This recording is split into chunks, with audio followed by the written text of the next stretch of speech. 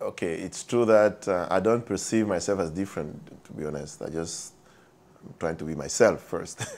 And I think also I'm trying to be what I think Africa is really, you know. And I think people have been giving this idea of Africa through their work or through whatever they're saying. And a lot of the things we hear or we say about Africa are not always coming from Africans. I mean, they're not always purely, if you can use that word, African. So I've always, and I was born and raised in Africa, really, and even educated in Africa. And I would say that I think I'm trying to, growing up, you know, I didn't have any complex about Western world or anything. It was not just irrelevant even. We just thought we were the center of the world. So we felt part of everything the world is doing.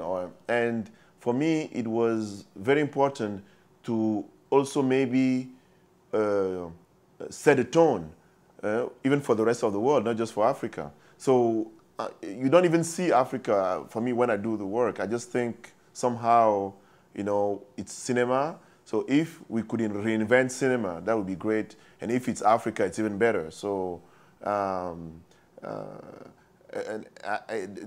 the whole idea of being ambitious about not just Africa, but be ambitious about ourselves and about cinema, you know, should also be some of our challenge somehow. And I think that's really where my passion is, you know. I don't wake up every day thinking that I'm an African.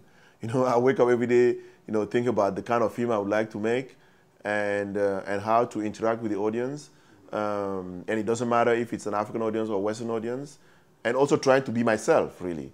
And maybe I'm a mixture of a lot of things, but I really don't think I'm different because I know a lot of people who are a little bit like me. I mean, at least who have the same passion or ambition about what they're doing. I know doctors who would like to discover the formula against cancer, and they're, you know, in Africa. You know, I know engineers who are trying to build the kind of roads, I don't know, maybe people in America would like to build. I don't know, but I think this ambition of being part of the world is not even a question, you know. Yes, but I think, you know, all the colonial and post-colonial phenomenon made us citizens of the world, you know. I speak English or French, and I've been, you know, watching all these foreign films and television. So I think at the end, the history of Africa has created, I mean, I don't want to say aliens, but, but aliens in the sense of almost science fiction kind of characters that are really forced to really deal with the world. Maybe we know more about the world than we know about Africa itself, you know, because it was part of the program of colonialism to make us forget, you know, where we're coming from somehow. So it's kind of syncretism of all these historical phenomenon that really end up producing people like me and others, because I think we're a lot like that, really. I would say that when I was making Quartier Mozart, my first film, I didn't like the African films that were out there. So I was more trying to work based on what I didn't like than what I liked. So I would go and write a script and say, no, not this. No, not this. So I was more like eliminating, and at the end, I end up with, you know, something, you know. So it's true that I had really a strong reaction against what I didn't like. And I was thinking that if I have to make a film, you know, it shouldn't really be like those films I don't see, that don't look like me, that are not representing my personal experience. And also, and one of the things I've always been very interested in is also the form. And I really do think my experience of African culture is a lot about form. You know, somebody want to tell you something, but the way he's going to tell it to you is what matters than what actually is going to tell you. So I think it applies to film. You know, we can talk about go straight forward for a story, but sometimes, and most of the time, I think, you know, it's actually the way you're telling it that matters more than what you're saying. And you convey even a message through the form, you know, like just by putting all these style into telling a story, you're conveying a very strong message that is even stronger than the message itself. You know? So I thought filmmaking in Africa somehow has to really challenge the form that is Western. I mean, there's nothing you can say about it. You know, when we are being forced into something that you feel like is not really me. I mean, that's just what I feel. And this drive really that make me want to really, you know, just to be free first, because you feel confined, you know, in this form and formulas and rules, and just the idea of being free was one of the intention, you know, when I was really making that film. Africa has been going through different historical times, you know, and I would say one of the greatest filmmaker, if he's not the greatest, is Ousmane Sembène, for example. And we study his work in Cameroon, you know, even if he's from Senegal, but he was one of our, the author we were studying. But one of the things I'm quite sure is that he's from a generation that wanted to speak French better than the French. My generation doesn't care. So we'll speak just the way we want to speak, you know. If you want to put African words or English words, we just speak, and we have nothing to prove to anybody, you know. And that's an historical fact, you know. You had to, you know, to be able to even have a good education, you know, to really speak French better than the French, and it became their ideal to show that a black man can be as smart or even smarter than a white man. That's not an issue. We don't even question that. Now, we're quite sure about it, and there's no problem with it. So this affects, I think, Ousmane Sembène's approach to cinema, for example. You know, he's respecting the drama rules, you know, which, you know, and he's mastering better than a lot of French, no doubt.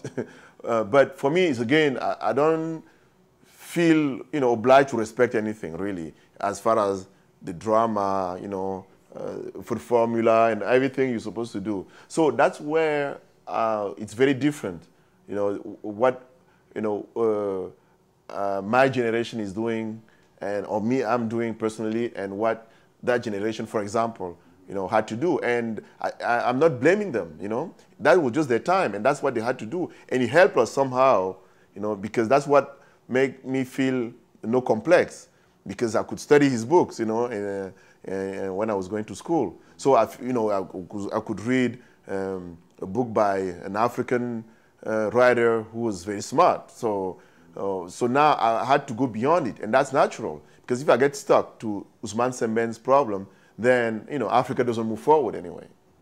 I would say Les Saignantes is a cautionary tale, meaning that the message is that if we don't do anything, or if we keep going the way we're going on the wrong path, this is where we're going to end up.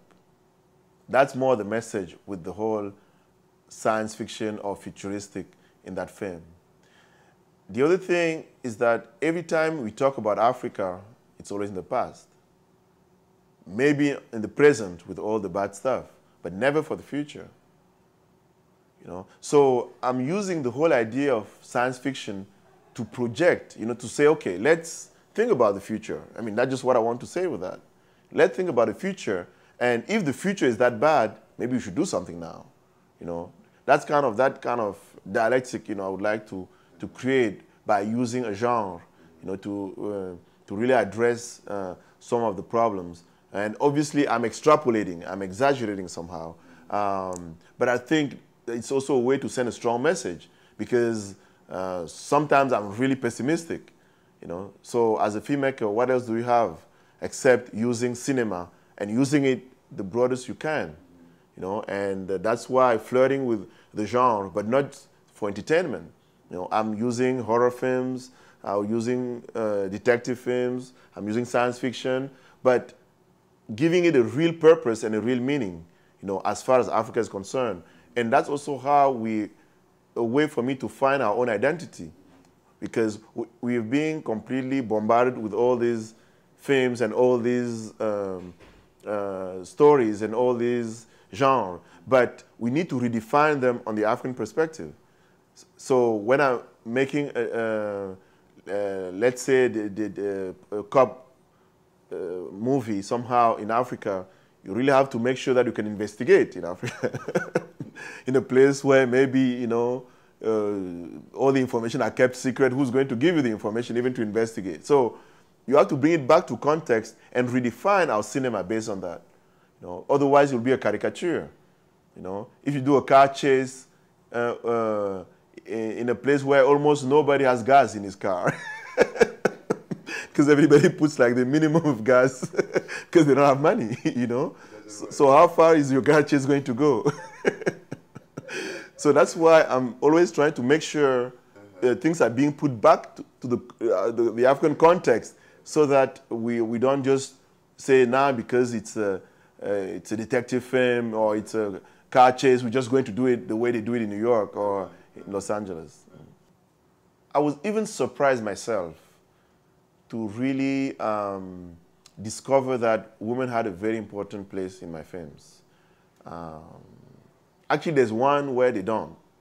It's Aristotle's plot. But again, between Quartier Mozart and Les Saignantes, it's true there is a very strong, but it was not purposeful. I will tell you why I pick up women for this film, for example. The reason I wanted to make a film about Cameroon, but about all the social and political issues, but also to make them very sensitive, be on the edge, really, of those problems, instead of just making them intellectual. I want to make them a little bit more visceral, like something more people would get in their guts than in their brain only. So I realized that anytime you touch girls, it becomes a big issue. Everybody get involved. You have church get involved, you know, as soon as you know, girls, it could be church or Islamic, whatever religion they are, they're trying to control, you know, the girls, you know, politics, you know, like, you know, prostitution, blah, blah, blah, blah. So you could see that playing like I'm playing in Les Saignantes with bad girls, I'm actually touching very quickly, you know, all these institutions that are actually running the place. Bad boys, they don't care. You know, they can shoot each other, kill each other, but it doesn't matter much. But with girls, you're raising right away. You bring all these problems on the surface. So that was my choice. Why I picked the girls. Another thing is that, and maybe that's answer your question. That maybe also in that sense, you know, if the girls are bad, then you might have a bad society. And if they get good, if they're good, then maybe you get a society that is better. I don't know, but I'm just saying the girls were really were helping me to achieve really this idea of really touching what is sensitive. But the other thing is that girls at a younger age are experiencing corruption. The film is about ethics also. They are experiencing corruption. The film is about ethics, you know, because the younger girls at an early age are experiencing what I can call human corruption. Because, like in Africa, maybe at the age of 12, maybe 13, maybe 15, maybe 16, they have all these people coming to them, these men coming to them with all the kind of offers, you know, and in a place where people lack everything. They need everything. It's really tempting. You know, why would you blame a young kid that is being offered money in a place where everybody needs money really so badly to survive? And when kids are like 13, 14, or 15, you know, and they know that they don't love this person, and they sort of clearly know that maybe I have to do this because my parents need this, you know? or myself, I need that, you know. So very quickly, they have to make those decisions, which is a big challenge for a kid, you know. And I think because they really have to make a decision, I think they understand better and earlier than boys what corruption is all about. And if you push it further, I didn't want to blame them in the story. That's why even I start the film with them already doing it so that I can give them a path to escape somehow, but not making any judgment about it. Because considering the context, and my film is about the context more than about the girls themselves, you know. Even if everything is in the dark, there's no light, you know, it's just shot at night, the whole film. But it's more about what is around than themselves. So I felt that I had to find a structure, which is not a Hollywood structure for sure, but a structure that helps me really try to resolve the problem, you know, through a film. Let's say showing this film to young girls won't make them feel bad, because I don't think anybody has the right to judge them, but make them feel empowered so that they can free themselves from any alienation or whatever. So that's why the film is like built like getting out of hell, really, when you look at the structure of the film, instead of the opposite, which is the classic form. The film was shown in Cameroon, and the government was shocked because they tried to censor the film, and the audience was also shocked, but in a positive way, and they liked it. And what actually happened is that they end up, you know, because depending on what people are experiencing on a daily basis, they need a shock. And I do think, you know, just like the shock should be at the level of what they're experiencing. You know, people don't have these very peaceful, conservative lives over there right now, you know. So they're really going through like a lot of hell, you know, in many cases. So seeing a film like that was, I mean, I could see people really felt like, you know, that was really great, you know. And another thing, before the film came out, we had a big issue in Cameroon. One was a list of the corrupt government official with the amount of money they had in US accounts and European accounts, yeah. And then we had all these mystical sexual practice and the list of people doing that also in the government. So the film just came after all that came out. So it was at the very heart of the debate. So people felt like this is a film that is not lying to them, that is not trying to make them escape from something they're experiencing every day because they want it to stop.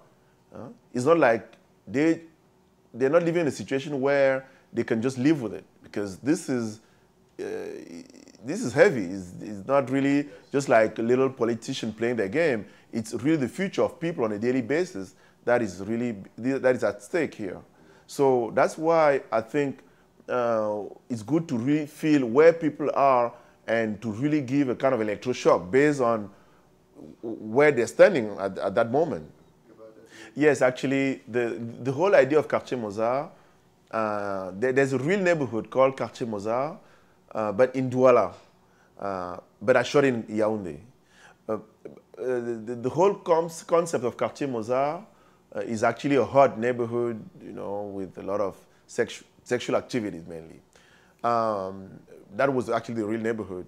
And because Quartier Mozart was a man-woman relationship thing, you know, with genders and all that, that's why I want to call it, I call it Quartier Mozart. And it's funny because after all the new generation, they don't know the old Quartier Mozart. That was actually very hot in the 50s. And I think Manu Dibango, the Cameroon singer, has this song on Quartier Mozart.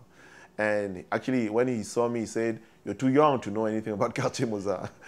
Then the fact that it was transposed to Yaoundé setting was more the idea behind it that I tried to keep more than the actual historical fact, you know, what happened there.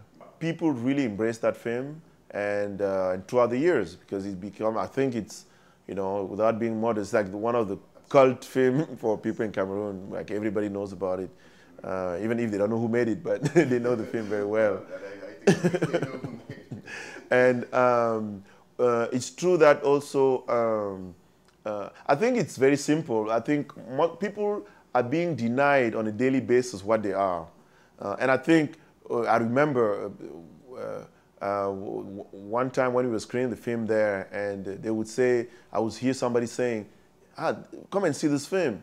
They're really speaking like the way we talk in a neighborhood. And it's in a film, for just the idea that whatever little life they have is in the film. And also, you know, because of either religion, either whatever, so many things are being censored. So we don't have the opportunity to comment them. So I met, now I'm meeting a lot of grown-up kids, 23, 24. They said, when this film came out, our parents would tell us, you know, go to the bedroom. You can't watch this, you know. So it remained like a film, not for adult, but it was edgy, you know, for whatever they were saying, talking about in the film. So, and I think all that became like part of the popular culture. And I do think it's important also to do that by raising the standards. Because people always think Africa needs what is cheap or what is not very well done, because people are going to take it. And even with Les Seigneurs, for example, people liked a lot the fact that the form was not a kind of Hollywood type of form. And they really liked it. And actually they would say, everybody would say, your film is really good, but I'm not sure that everybody gets what you're trying to do, because it's higher than what they do here. So you should, so they're assuming that, I mean, it was like, they're assuming that they understood that, you know, like, but the other one are not going to understand, but I can understand, you know, because I'm educated. So I think I'm playing always with the popular themes and treatment that is a little bit experimental. And by playing with both, I think people are really appreciating the fact that their culture can be sophisticated somehow, even if they're not used to that treatment. And some actually felt I spoiled the film because I should have just kept it basic, you know, like TV, television series or whatever. But at the end of the day, what mattered was how their culture was being pushed somehow, even if it was challenging for themselves, you know, to watch that film that is not really linear in a way it's done. Yeah. I would say that I don't think it's a dialogue we need. We need action, really. I think we've been talking for too long. Okay, one of the things I really think those films should make people feel is like we're all the same. I really do think one of the things I like with film is like identification. It doesn't matter what race, whatever, where you're from. You watch a film and you feel like, I want to be like them. So I want when people watch like my film, it doesn't matter where they're from. They should want to be like the people in the film. Because, you know, the girls are beautiful, because, you know, they have energy, they're sexy, or I mean, at the same time, they're cool. Or whatever they would say for themselves. I want people, it doesn't matter where they're from.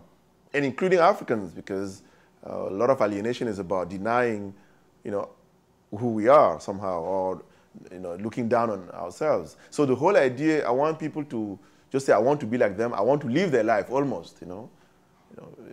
So, and because that's how I grew up enjoying actually that life being there, you know. Like I never thought I was miserable at all growing up.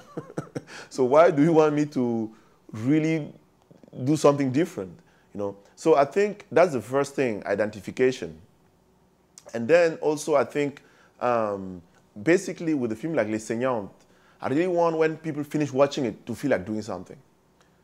I don't know what, but don't just feel like doing something, really. And I think film can do that, even if we tend to keep it on an intellectual level, like discussions. But we could also, the feeling of doing something, I don't know what, I don't mean things that are negative too, but I'm just saying, because that's actually, there's a kind of urgency in Africa right now, where we see, you know, this kind of life might be going like this. But I can tell you that the amount of people dying every day in Cameroon is horrible.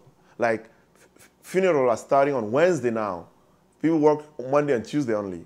And then Wednesday, Thursday, Fridays, just funerals, you know? So, obviously, I don't have a solution. but I just feel like we have to do something, you know. So that's one of the energy, one of the kind of communication or something I wanted by when I was doing that film. And I would say, in general, I think we are,